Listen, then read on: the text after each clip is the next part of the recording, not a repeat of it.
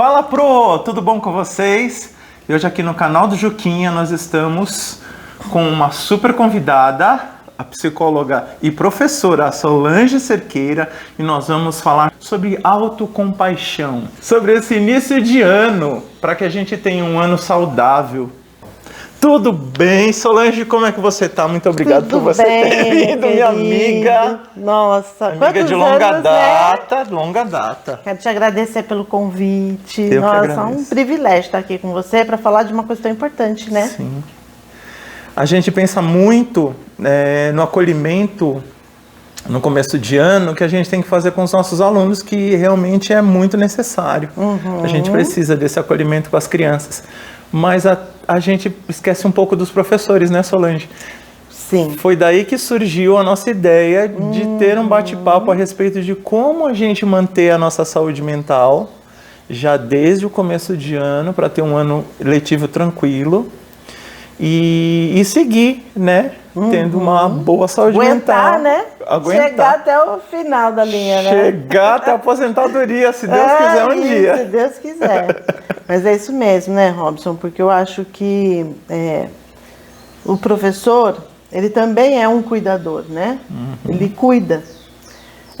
E uma coisa que a gente, né, às vezes não pensa em várias situações é que quem vai cuidar também tem que ser cuidado. Porque se você não estiver bem, se você não estiver com a sua saúde física e mental, né, no mínimo equilibrada, você não vai conseguir também cuidar, né? Não dá pra gente ofertar para o outro o que de repente está faltando em nós. Então eu acho assim que essa ideia é super bacana de pensar como que a gente pode fazer isso, né? Desde o comecinho do ano, para não acontecer o que costuma acontecer, que é no segundo semestre as pessoas estarem adoecendo, estarem entregando os pontos, não estarem mais conseguindo dar conta. Batendo os pinos. Exatamente. E a gente está em janeiro ainda, né? Pois é. Em janeiro é o janeiro branco, né? Que chama atenção aí justamente para os cuidados com a saúde mental. É o mês da saúde mental, da campanha de saúde mental, né? E janeiro foi escolhido, não foi à toa, é justamente por ser mesmo o primeiro mês do ano. Branco, para a gente fazer essa associação com folha em branco, sabe? Poder ter a possibilidade de recomeços, de mudar objetivos, traçar metas. Então, o janeiro branco ele tem esse significado, né, na campanha da saúde mental. Mas então tá. Então quer dizer que esse janeiro branco, ele vem justamente com essa ideia da gente começar um ano com a saúde com a saúde mental em dia, né? Isso. Então, e assim, né, eu gosto de pensar de uma maneira um pouco diferente sobre essa proposta até de, né, primeiro mês do ano, estabelecer metas, estabelecer objetivos. Porque o que a gente vê as pessoas fazendo? Realmente, né, às vezes na noite do ano novo já tá, não, vou começar minha dieta, vou fazer o curso que eu queria fazer, vou ser mais organizada, vou fazer academia, né, começa, faz parte, beleza. Mas esse cuidado com a saúde mental não quer dizer necessariamente isso, sabe? Você pegar e criar uma lista, né, de objetivos pessoais que, de repente, depois você olha aquela lista, ela vira aquela onda gigante, assim, sabe? Que depois você fala, nossa, né, como é que eu vou dar conta de fazer tudo isso? É verdade. Não. Quando a gente pensa em cuidar da saúde mental, a gente tem que ir por outros caminhos, né? Seriam assim, tá? O que eu posso começar a tentar fazer de uma maneira mais frequente, de uma maneira mais constante, que eu consiga levar numa boa durante o ano todo, que vai me ajudar a manter a minha saúde mental ok, né? Às vezes é justamente diminuir coisas e não aumentar. Desacelerar. Às vezes é justamente não se cobrar tanto e não o contrário. Porque eu acho que hoje em dia a gente vive, não é só o professor, né? A gente depois refina, né, esse pensamento para a rotina do professor. Mas a gente vive numa sociedade que eu acho que supervaloriza 3 coisas que não são legais para a saúde mental. E quais são elas? O ser multitarefa, né? Hoje em dia, né, dizer que você faz, que você trabalha, faz academia, faz 2 cursos ao mesmo tempo, né? Ainda consegue sair com os amigos, limpa a sua própria casa. Parece que você está, né, fazendo a coisa certa, legal. Você dá conta de tudo isso. Então, ok. Quando você não está dando conta de uma dessas coisas, vem a vergonha. Sim. Porque, nossa, mas todo mundo consegue, só eu que não. Mentira, ninguém consegue. Ninguém consegue, né? Eu fico pensando numa pessoa assim muito próxima de mim que é multitarefas, eu mesmo.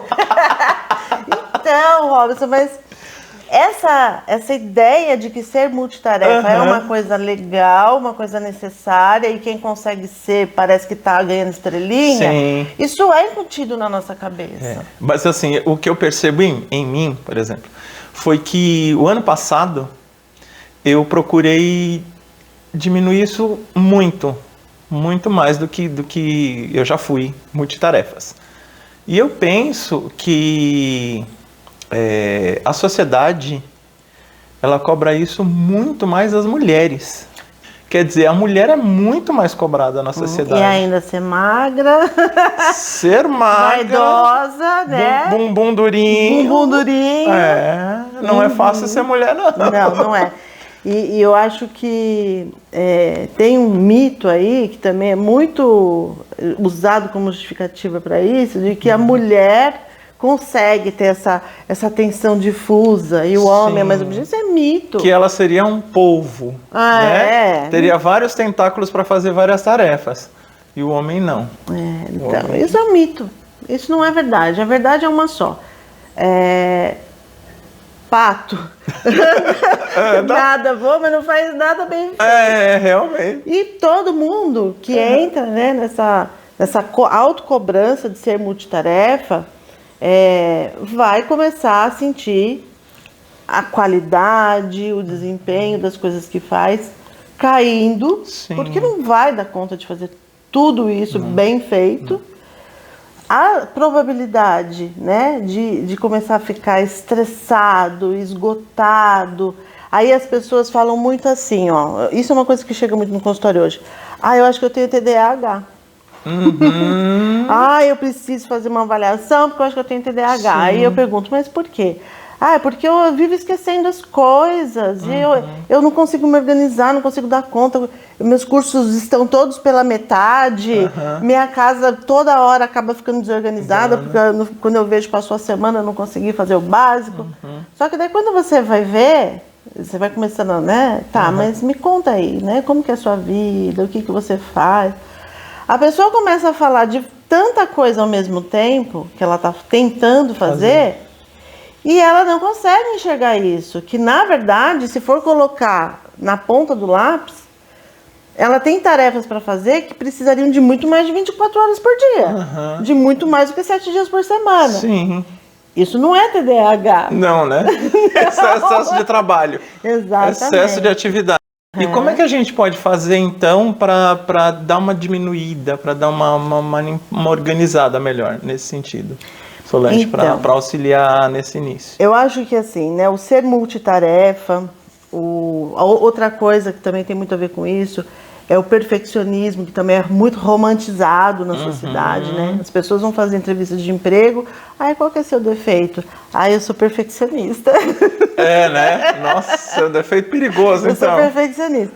O ser perfeccionista, ele é romantizado, porque na verdade ser perfeccionista tem um limiar ali, sabe, muito sensível, que quando a pessoa passa dele, esse perfeccionismo é contraproducente. Sim. Então, essas ideologias, né, que a sociedade começa às vezes a impor, sabe, valorizar, que não são realmente, né, saudáveis para a pessoa enquanto indivíduo,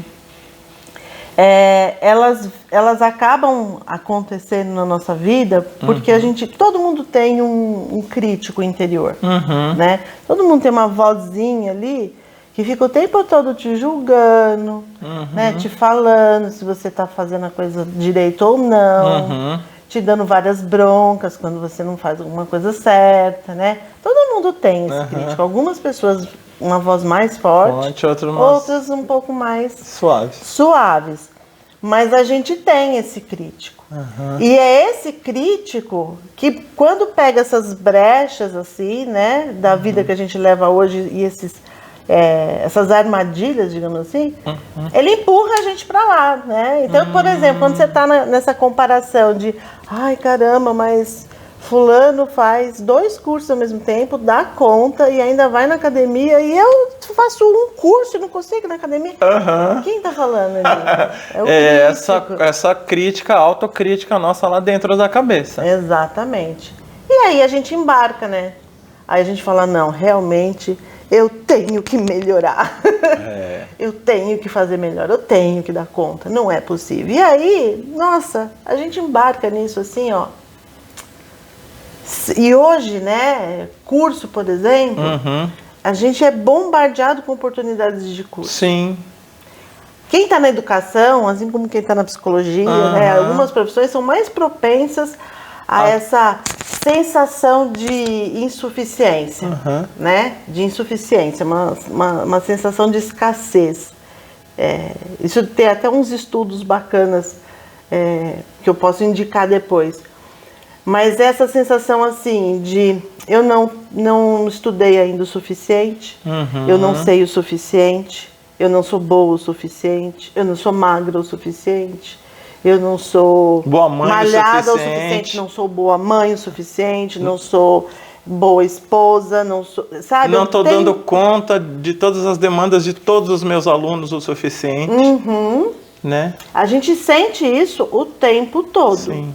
Né, o tempo todo. E o nosso meio favorece para que a gente pense isso, porque está todo mundo no mesmo delírio coletivo. Então, junta isso com essa voz crítica, meu Deus, a gente vira uma marionetezinha, né, desse sistema. Como, então, parar um pouco com isso? Sim. Primeiro, a gente tem que começar a praticar mais uma coisa que a gente chama de autocompaixão. O autocuidado foi uma coisa que foi muito divulgada na época da pandemia, né? As pessoas começaram a falar muito da importância do autocuidado. Então, o autocuidado é mais voltado para as suas práticas, né? É incluir na sua vida práticas, né, que vão te ajudar a ter equilíbrio mental, que vão favorecer a saúde mental. Que aí entra a alimentação, que aí ele entra uma série de fatores aí que vão ajudar. Exatamente, a alimentação, a atividade física. Reservar tempo para lazer, reservar tempo para família, né? São práticas. Mas a autocompaixão, eu acho que ela vem antes e depois ela tem que seguir junto com o autocuidado, que é um cultivo de pensamentos que sejam mais gentis com a gente mesmo. A autocompaixão, ela é pensamento. Como é que você pensa? Tem uns posts bem bacanas hoje em dia que mostram assim essa ideia de que você é o que você pensa. Sim. Seu mundo, na verdade, ele é formado não pelo que está fora de você, mas pelos seus pensamentos, porque são os seus pensamentos que vão filtrar tudo que acontece. Sim. É um filtro. E os nossos pensamentos, eles não estão necessariamente o tempo todo corretos, colados na realidade. Os nossos pensamentos, eles têm muito a ver com a nossa história de vida, com os nossos problemas emocionais, com os nossos traumas. Com o bombardeio que a gente recebe das mídias sociais. Sim. Né, do meio em que a gente está. Isso mesmo. Com a nossa história de vida, educacional, inclusive, né? Essas são coisas que a gente trabalha muito na terapia, né? Mas é possível, mesmo que a pessoa não esteja em terapia, ela começar a observar como é que ela pensa. Eu gosto muito de falar das conversas internas, porque eu acho que é ali que o pensamento está acontecendo. Entendi. Então, se você percebe que a sua voz crítica, né, ela se sobressai demais, né, que ela tá sempre ali, sabe, para te cutucar, para te dar aquele beliscão, né, para ficar, olha só, você não é bom ainda, né, olha, você errou, nossa, como você pôde fazer isso? Pode fazer isso. Você se acha bom, mas você não é. Né? É muito fácil quando a gente pensa, né, em observar pensamentos, prestando atenção nessas conversas internas, fica muito. Eu vejo que os pacientes ficam muito craques, assim, falar, meu crítico essa semana andou me falando isso e aquilo, outro. E a autocompaixão é combater isso. Então, temos outras vozes dentro da nossa cabeça. Vamos dar o direito delas a essas vozes se colocarem também. Então, um pensamento de autocompaixão é ser gentil com você mesmo, né? Então, poxa vida, nessa semana eu não dei conta, né, de fazer metade das coisas que eu queria. Ao invés de deixar o crítico vir te esculachar, que venha essa outra voz e fale, tudo bem, né? Você fez o seu melhor. Aconteceram coisas, né, que acabaram tirando você da sua rota, mas tudo bem, tudo bem. Semana que vem você tenta de novo. Buscar, sabe, observar as suas conquistas, as suas pequenas conquistas, né, no dia a dia. Comemorar com você mesmo, se elogiar. Isso é autocompaixão. É você começar a cultivar esses pensamentos. Eu costumo falar assim, como que você falaria com um amigo seu, uma pessoa que você ama? Como você falaria? Se ela chegasse para você e falasse, ai, nossa, eu sou péssimo mesmo, porque eu me propus a ir para academia já faz um mês e eu não fui coisa nenhuma. Ou então me matriculei e não fui. Paguei o mês e não fui. Pensa que você está ouvindo uma pessoa que você ama, sabe? Falando essas coisas para você. O que você diria para ele? Normalmente as pessoas falam, eu diria para ele que tudo bem, que ele pode tentar de novo, que ele pode tentar quantas vezes ele quiser. Mês que vem tá aí. Mês que vem tá aí, que é assim mesmo, é difícil mudar de hábitos. Falei, tá. Então, por que não falar dessas coisas pra gente mesmo? Né? Ter compaixão comigo mesmo. Exatamente. Pensamentos de gentileza. Ser gentil na hora de pensar sobre você, sobre estar se avaliando. Ser gentil. Autocompaixão é isso. E já faz muita diferença, viu? O perfeccionismo, ele faz, muitas vezes, com que a pessoa tenha crenças de que para ela aumentar o desempenho, para ela alcançar esse feito perfeito. Ela não pode ser boazinha com ela mesma. Ela tem que ser... Ela tem que ser dura. Rígida. Dura. Tem pessoas que têm um nível de perfeccionismo que são até punitivas, são autopunitivas. Quando não conseguem, quando acham que não deram conta, se punem. E a gente vê que tem uma cultura muito forte dessa punição de você não está dando conta, você não está trabalhando o suficiente, você tem que acordar mais cedo, acorde mais cedo, você acorda às 5, acorde às 4 para você dar conta, né? Sai dessa cama, vai à luta, ganha dinheiro. A abre 5:30 da manhã? Né? Nada contra. Eu vou nesse horário às vezes. 5:30 da manhã, tá aberta lá a academia pra você. Em São Paulo tem academias 24 horas. Fazer de madrugada? Sim. O que você faz de madrugada? Dorme? Você dorme? Não tem. Perda de tempo. Metade da sua vida dormindo? Não, tá errado. E aí a gente reforça a nossa voz interna com essa voz do meio, da cobrança, né? Sim. E vamos pensar no ambiente escolar. No ambiente escolar a gente também tem uma demanda de cobrança E essa demanda ela se ampliou no período da pandemia. No período na pandemia, de repente, a gente se viu dando aula em plataforma digital, fazendo conteúdo para a internet, voltando parcialmente às aulas.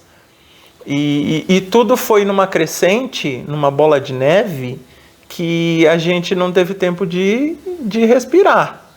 É um grande desafio, né, Rosa? É um grande desafio. Eu acho que, assim, o professor, isso já é de longa data, né? Eu acho que a gente já sentia isso desde que a gente começou nossa carreira na educação.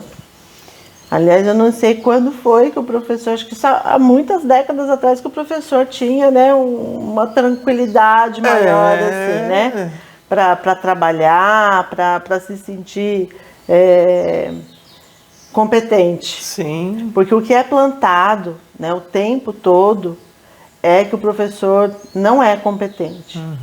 Mas aí eu vejo que a cada ano que passa, a cada mudança, né, que a gente tem aí na sociedade, vamos falar, né, daqui, da nossa realidade, de Brasil.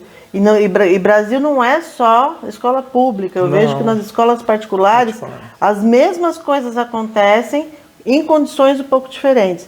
Mas o professor, ele está o tempo todo, né, sendo atacado mesmo, né, por essas ideias, né, tão surreais, porque não é possível que o professor consiga dar conta de toda a demanda, né, que se atribui ao cargo do professor. Sim. Não é possível. E aí, se a gente pega, né, tudo isso que a gente falou antes, de que nós, enquanto seres humanos, nós já temos essa tendência, né, de ter essa autocrítica, né, de querer mostrar o nosso valor. Sim. Porque no final das contas é isso. Quando a gente cai nessas armadilhas aí de ser multitarefa, de ser perfeccionista, de ser muito autocrítico, é porque a gente quer ter valor. A gente quer ser valorizado, ser admirado, né, pelo outro. A gente quer que as pessoas olhem pra gente e vejam, né, uma pessoa bacana. Bem-sucedida. Bem-sucedida, eu acho que ainda fica meio que superficial. Porque o que é o ser bem-sucedido? No final das contas mesmo, quando a gente chega no cerne ali da questão, a gente quer reconhecimento. Sim. A gente quer admiração. Desde muito pequenininho. Basta, você que trabalha com educação infantil, a gente vê uma criança de 1 ano, 2 anos, quando ela começa, né, a fazer as coisas, ter um pouquinho de autonomia, uma criança que tem um desenvolvimento adequado, o que é muito normal a gente ver? É quando ela começa a fazer coisas e buscar o olhar do adulto. Buscando uma aprovação, né? Exatamente. Isso é nosso. Sim. A aprovação, se sentir aprovado pelos nossos pares, é o primeiro passo para a gente acreditar que a gente pode ser amado e que a gente pode ter conexão com as pessoas. Entendi. Isso é muito mais profundo, sabe? É quando a gente está realmente escavando ali, né, o porquê de todas as nossas ações, que no final das contas tem a ver com algo muito primitivo, um desejo muito primitivo de conexão. Entendi. Então, por isso que é tão fácil a gente cair nessas armadilhas. E o professor, ele está o tempo todo recebendo novos desafios. Sim. Né? A cada ano, novos desafios. Cada bimestre. Ele está o tempo todo sentindo uma exigência maior do desempenho dele. E meio que a chibatada ali vem nessa forma de não está bom o suficiente ainda. Tem que melhorar. Tem que melhorar. Olha só, olha os índices. Os índices estão baixos. Olha os índices. Tem que melhorar. Então, veja bem como o trabalho do professor, a realidade do professor é amiguinha do crítico. Ela é. Ela tá ali junto com o crítico. Uhum. Ali, ó, grudadinha. Ele tá junto ali, ó. Tá... Par e par. Os dois devem ter feito um pacto, sabe? Porque a cobrança realmente vem de fora o tempo todo. E aí ativa essa cobrança aqui de dentro. E ó, muitas vezes o que a gente vê? A gente vê nessa época do ano o professor fazendo 500 mil planos para ver se ele consegue ter um ano melhor. Sim. Só que os planos daí são naquele sentido que eu te falei. Ao invés de parar e realmente pensar o que ele precisa fazer de benéfico para a sua saúde mental, e ele começa a pensar o que ele pode fazer para melhorar o desempenho dele, para ele conseguir se organizar mais para conseguir dar conta. E às vezes eu me peguei fazendo isso em alguns anos atrás, hoje não mais. Porque eu acho que esse período de descanso é primordial para a gente. Mas eu já me peguei do meio para o fim das minhas férias, sabendo a turma que eu ia pegar, sabendo o ano que eu ia pegar, planejando, fazendo atividade, separando material. Aproveitar as férias, né? Não... Aproveitar as férias. Aproveitar as férias para trabalhar. Aproveitar as férias para fazer mais um curso. Sim. Né? Para rever tudo aquilo que eu não vi ainda, para ler aqueles livros que eu comprei e não consegui ler. Porque daí sim, aí eu vou ser bom o suficiente no ano que vem. Para começar o ano, quer dizer, o ano que vem não. Esse, né? Esse ano. Que já começou. E que realmente esse período de férias é muito importante pra gente. Sim. E aí, né, respondendo a pergunta que você fez, é um baita de um desafio, porque é meio que um nadar contra a corrente. Pra gente realmente sair um pouco desse piloto automático, né, que a gente o tempo todo tá sendo empurrado para entrar. Pra gente tentar sair um pouco disso, tudo vai começar, na minha opinião, com a autocompaixão. Que é vigiar os seus pensamentos e começar realmente a fazer uma seleção dos pensamentos que te ajudam e dos pensamentos que te atrapalham. Dos pensamentos que te incentivam a continuar nessa loucura e dos pensamentos que te trazem um pouco mais de equilíbrio emocional e te puxam mais para o que realmente é possível, o que é real. Porque a cobrança de fora, a gente não tem poder sobre ela. A gente não tem controle sobre o que está fora. Vai continuar acontecendo. A diferença vai estar naquele filtro. Em como você vai receber, como você vai ouvir, como você vai pensar sobre aquilo e o que você vai decidir fazer. Entendi.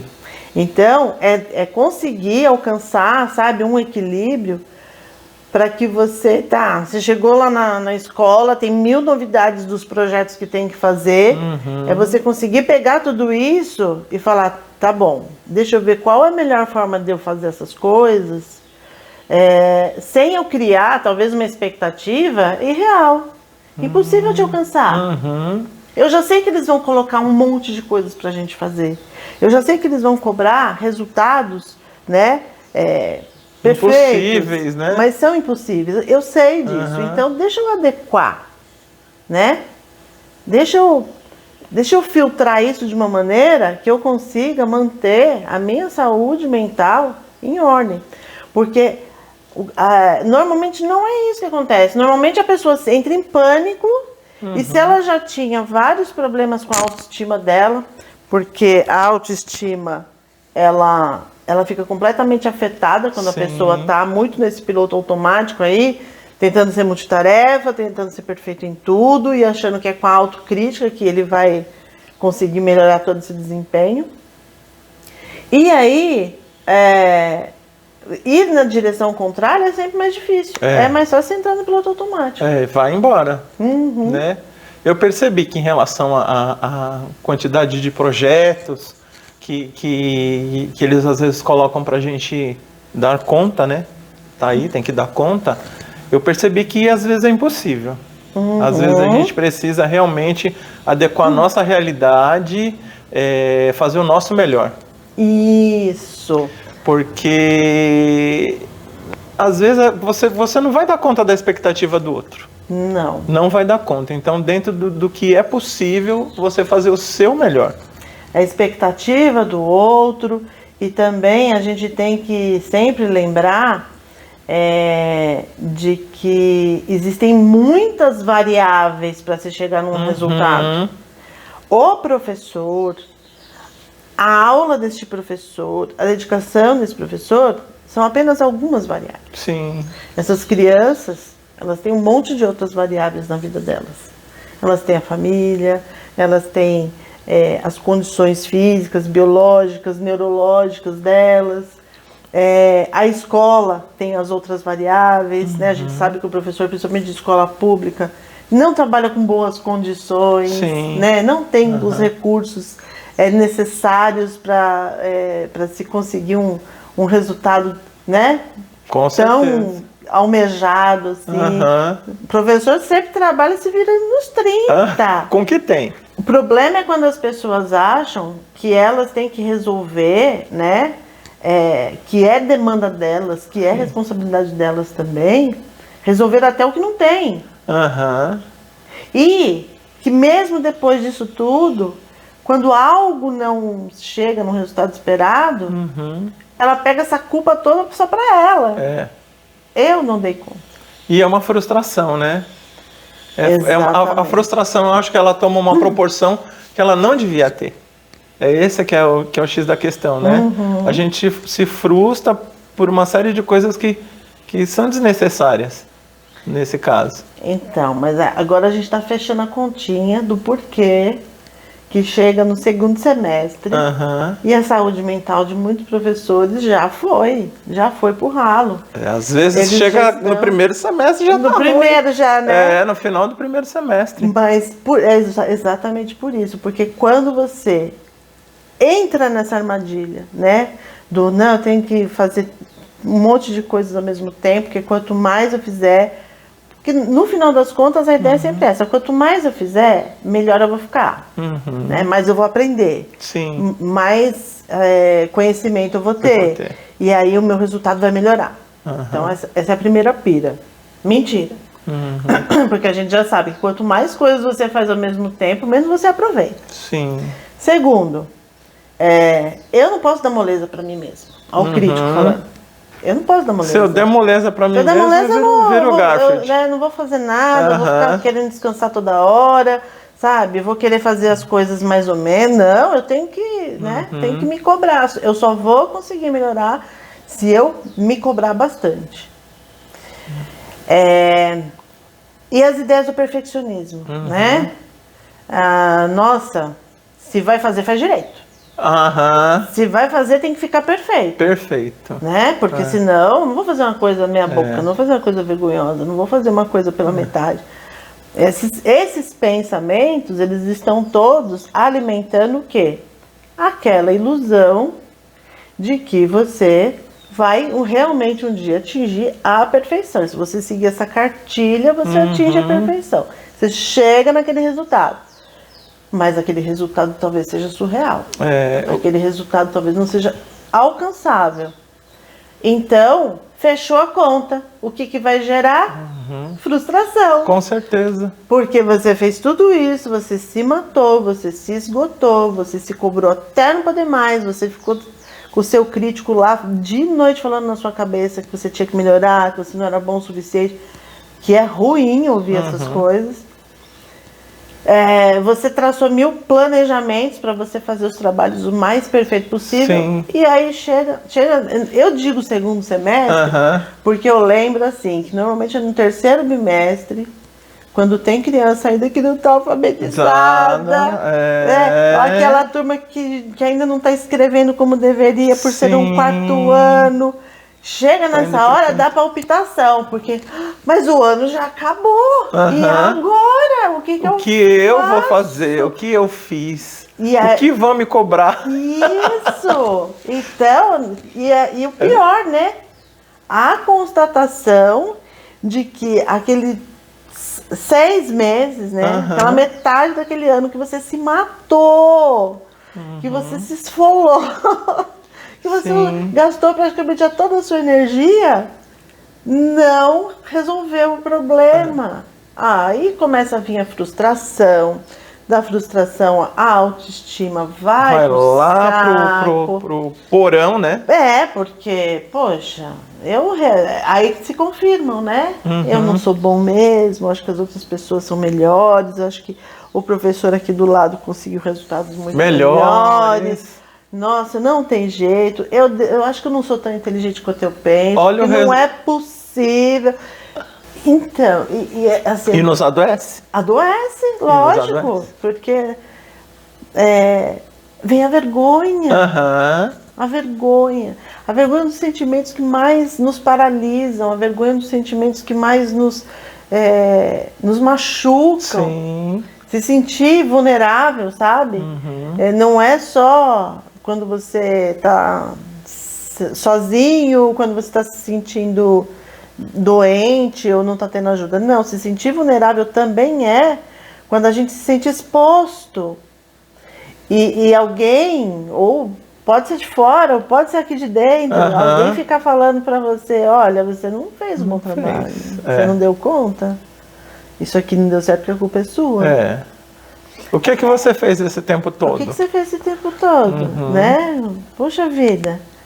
Esse tipo, né, de acusação, como eu falei, às vezes ela é externa, mas às vezes ela é só interna. Porque às vezes, na escola, existe ali as cobranças, existem, mas virou meio que um clichê, né, assim, também, né, essa forma de tentar alcançar resultados. Mas às vezes até outras pessoas, outros colegas, admiram o seu trabalho. Sim. Falam pra você, não, você fez o melhor, você é um ótimo professor. Sim. Ah, não, tá falando isso só pra me agradar. Tá falando isso só porque tá com dó de mim. Mas essa sensação, né, de repente você achar que as suas falhas, os seus erros, as suas imperfeições estão aparecendo pra todo mundo. Tá todo mundo me vendo nu, né? Tá todo mundo me vendo nu. Então a vergonha, ela é muito... Ela machuca demais. E o pior de tudo é que a gente não percebe. Mas a gente percorre um caminho todinho que sempre vai chegar nesse ponto. Acreditando que esse caminho vai nos levar para outro lugar. Se a gente não mudar o caminho... Não leva, não muda, né? E eu acho assim também, que nos é cobrado uma coisa que eu acho que a maneira como a gente tenta chegar até ela está completamente fora da realidade. Será que isso, Robson, não é justamente porque a sociedade ela trabalha com essa reprodução, né? Vamos pensar nessa cadeia. A gente está falando aqui que o professor é um dos profissionais que é muito cobrado por desempenho, né? Que é uma perfeição talvez inatingível, por se responsabilizar por falhas e variáveis que não estão sob seu controle. Ou seja, o professor ele é cobrado disso tudo e por isso gera o quê? Né? Um autocrítico fortalecido que depois vai gerar uma baita de uma frustração e vai afetar a autoestima. Sim. Beleza. E o que a gente está ensinando para as crianças com esse método? A gente está ensinando eles a serem perfeccionistas, a se cobrarem extremamente, a serem extremamente cobrados, a ter essa vozinha que a gente tem na nossa cabeça, essa vozinha crítica. E a gente está ensinando esses adultos a serem frustrados, tanto quanto a gente. Exatamente. Porque é um modelinho aí criado, né? Sim. Por isso que eu digo que em relação à educação infantil, com todos os problemas que a gente tem também, na educação infantil a gente tem alguns problemas. Tentando buscar essa linha de raciocínio, a gente tem menos frustrações por conta de que a gente está no campo da experiência. No campo do brincar, né? Do aprender por meio da brincadeira, de você estar ali se sociabilizando com os seus pares. Na educação, no ensino fundamental, é um negócio fabril. Né? E a gente vê o negócio fabril mesmo em locais como, por exemplo, o TikTok. O que viraliza no TikTok, né? Que é a rede que os nossos pequenos de primeiro a terceiro do ensino médio estão aí super afeccionados. Você tem as trends que você tem que ir lá repetir. Exatamente. Repetir.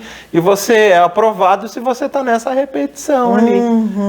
Então é complicado, né? De novo, a busca por aprovação. A busca por aprovação. A busca por aprovação. Né? Se eu conseguir também fazer desse jeito, se eu conseguir, né? As pessoas vão olhar para mim e vão me achar legal. Essa aprovação, então, ela tinha que ser uma aprovação interna, não é? Sim. No consultório com terapia, eu trabalho hoje com uma terapia de terceira geração, que se chama terapia do esquema. E é bem bacana essa abordagem, porque ela pega conceitos de várias abordagens mais tradicionais e junta, sabe? Pegou as partes melhores assim, de cada abordagem e junta. E embora ela seja uma terapia cognitiva, que a gente usa, né, muitas técnicas da TCC, ela também busca alguns conhecimentos da psicanálise. Então, né, todo mundo já ouviu falar de Freud, Sim. E, né, até piadinha, né, de que numa psicoterapia psicanalítica a gente vai lá falar dos nossos pais, da nossa infância, né? E a gente faz um pouco disso de novo. Por quê? Isso tem muito a ver, Robson, com a forma com que a gente foi criado, a forma com que a gente foi educado.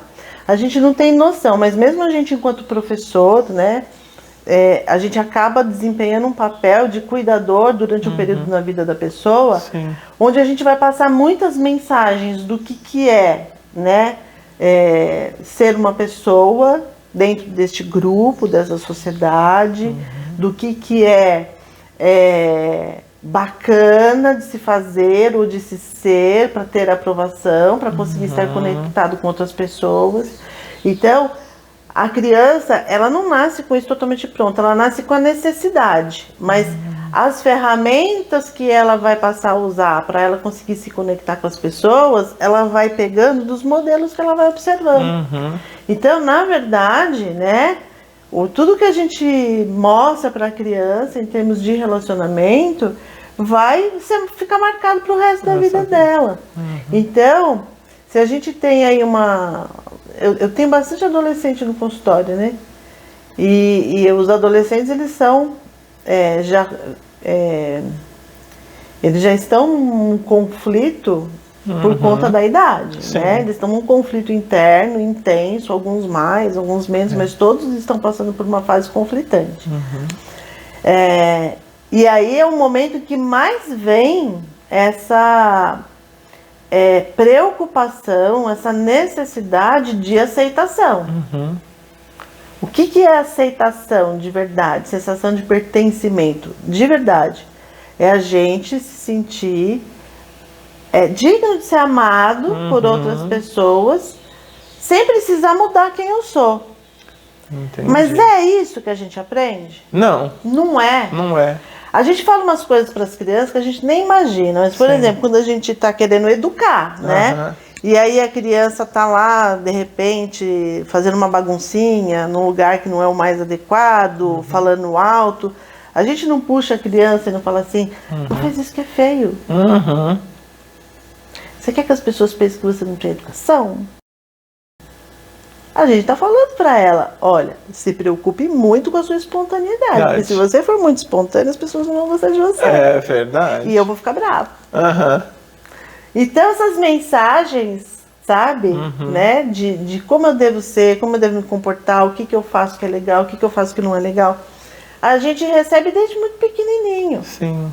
E isso vai se formando. Agora imagina hoje numa sociedade que até pra gente sair numa foto na rede social, a gente quer, né? Tá bonito, a gente joga um filtrinho tem filtro, ali, tem tudo. Olha a nossa preocupação, olha como a gente precisa, né? Sim. Garantir que as pessoas vão olhar e vão gostar do que estão vendo.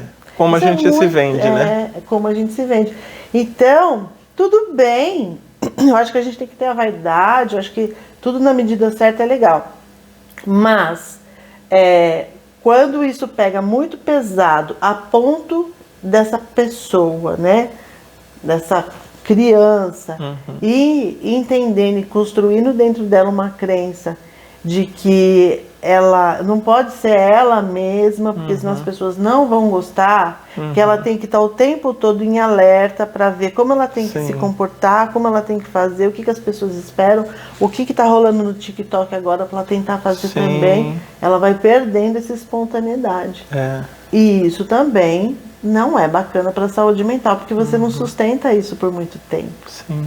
Vai chegar um momento que essa tentativa vai ficar exaustiva. E a gente não imagina, mas a gente já está começando a alimentar o crítico. A gente já está dando voz lá pro crítico. Já pôs a sementinha, ele já está brotando na cabecinha, né? De cada um. E aí ele vai se instalando ali, todo mundo tem. Todo mundo tem. Todo mundo tem. E aí, né, eu acho que são realmente essas duas coisas que são as nossas ferramentas. Porque assim, o professor, ele trabalha pra caramba, né? Tem professor que trabalha mais de 10 horas por dia, ganha pouco, né? Ele já vai trabalhar, dobrar período, porque ganha pouco, né? Pra poder ganhar um pouco mais. Pouquinho. Mas ainda assim, gasta pra caramba, né? O professor gasta muito para trabalhar. Aí chega numa situação em que ele às vezes não tem nem o tempo e às vezes nem dinheiro para estar se cuidando, para estar cuidando da saúde mental, para falar, acho que eu vou para uma terapia, porque senão daqui a pouco eu vou espanar. Às vezes não está conseguindo mesmo. Então, a dica é: vigie seus pensamentos, sabe? Olha para dentro de você. Não deixa essas falas, essas vozes correrem soltas. Não. Porque da mesma forma que a gente tem uma voz crítica dentro de nós, a gente pode ativar vozes compassivas. Vozes, né, que sabem falar com gentileza. Vozes que sabem, né, te falar uma frase de incentivo, de gratidão, de encorajamento, assim como a gente faz com quem a gente ama. Essa autocompaixão que a gente está falando, que a gente tem que ter conosco, e eu acho que o melhor exercício mesmo foi esse que você nos deu, que é: vamos tentar fazer para nós o que a gente faz com um grande amigo nosso. Mesmo aquele que está na escola, né? Aquele que é nosso companheiro, que a gente chega lá e fala: não, você deu o seu melhor, não, é isso mesmo, você pode fazer diferente, mas por enquanto tá bom, é isso que você fez, tá ótimo. A gente costuma falar isso para vários companheiros da gente e a gente não usa. Não faz pra gente. Né? Tem mais alguma outra dica interessante para esse início de ano?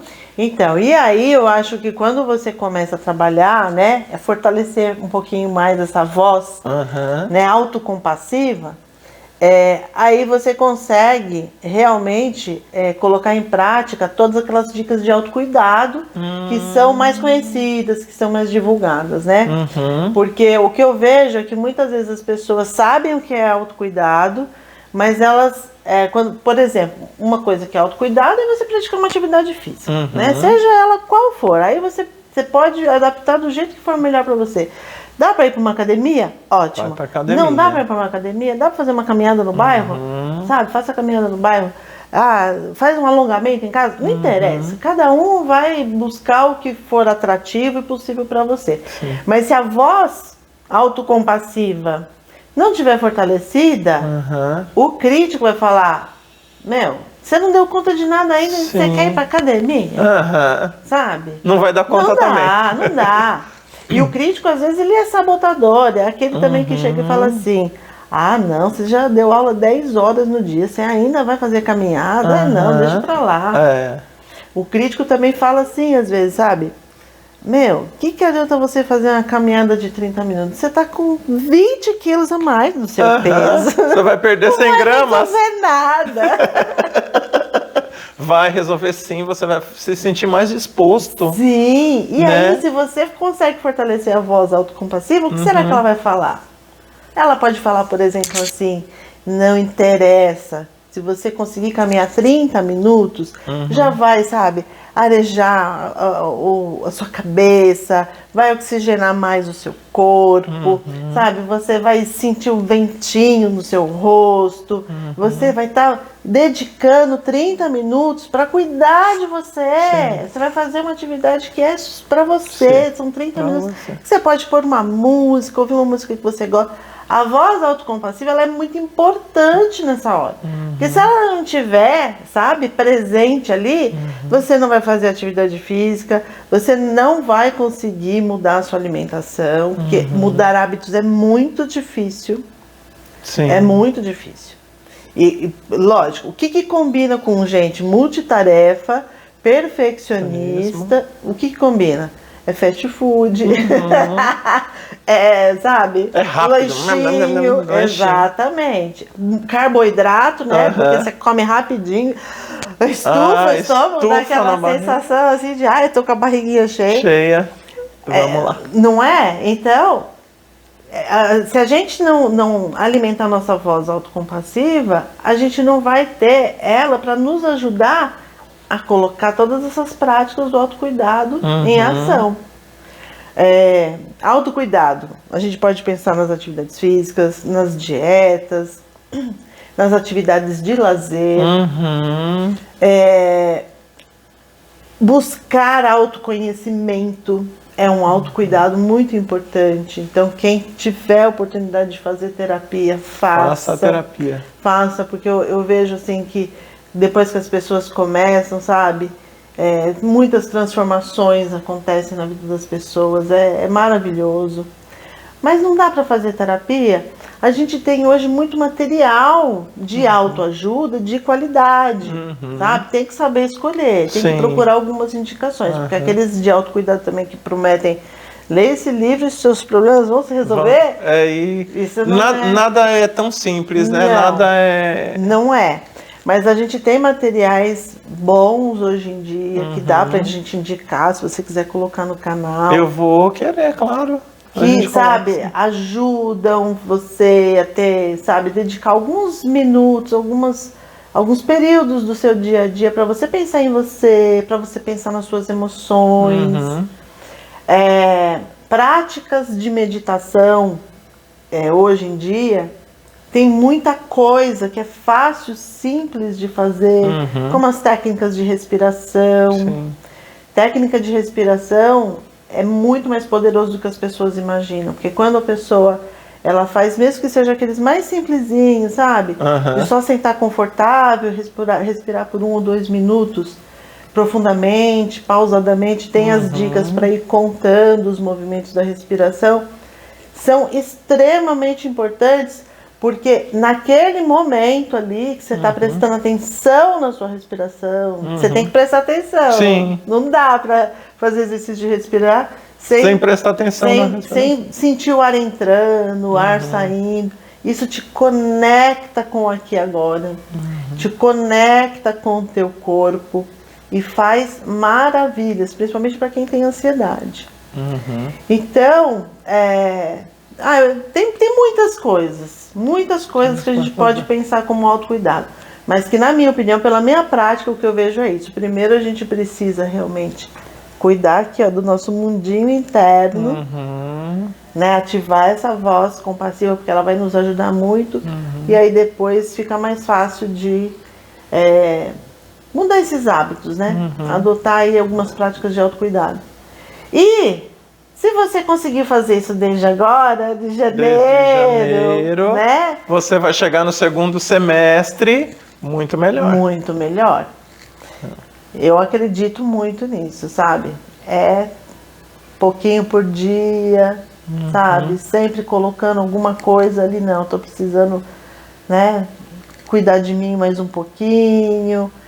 Isso vai preservar a sua saúde. Isso vai te trazer um pouco mais de reserva de energia para quando chegar naqueles momentos mais difíceis do ano. Sim. Né? Que, pela minha experiência, é o que eu te falei, eu falo segundo semestre porque eu lembro, assim, era terceiro bimestre, final do terceiro bimestre, meu Deus, aí você fala, nossa, Mas tem quantos alunos ainda que não estão como deveriam estar? E aí começa, né? E aí você olha para o calendário, só faltam 2, 3 meses. Então, eu falo sempre de segundo semestre por isso. A gente precisa reservar energia para esse momento, certeza. Né? Mais difícil. Então é isso, nosso papo sobre autocompaixão, esse pensamento autocompassivo, né? Essa coisa de se cobrar menos e ver o lado positivo do que você é capaz de fazer, ser gentil consigo mesmo. Isso mesmo. Tá chegando ao fim, mas ele não se esgotou. A gente tem bastante coisa ainda para falar. É tão bom receber você aqui, Solange. E aí a gente vai continuar esse papo. Eu tenho certeza que a gente vai. Foi um prazer e se eu puder colaborar de mais alguma maneira, para mim vai ser maravilhoso. Eu adoro conversar sobre isso. Então vamos conversar sobre isso, sobre muito mais coisas. E você que está aí em casa, né, tá assistindo a gente no celular, dá o seu joinha para a gente continuar esses papos gostosos. Se inscreve no canal e passa para aquela sua amiga que está precisando ouvir um pouquinho a respeito de autocompaixão. Aliás, todo mundo precisa ouvir sobre autocompaixão.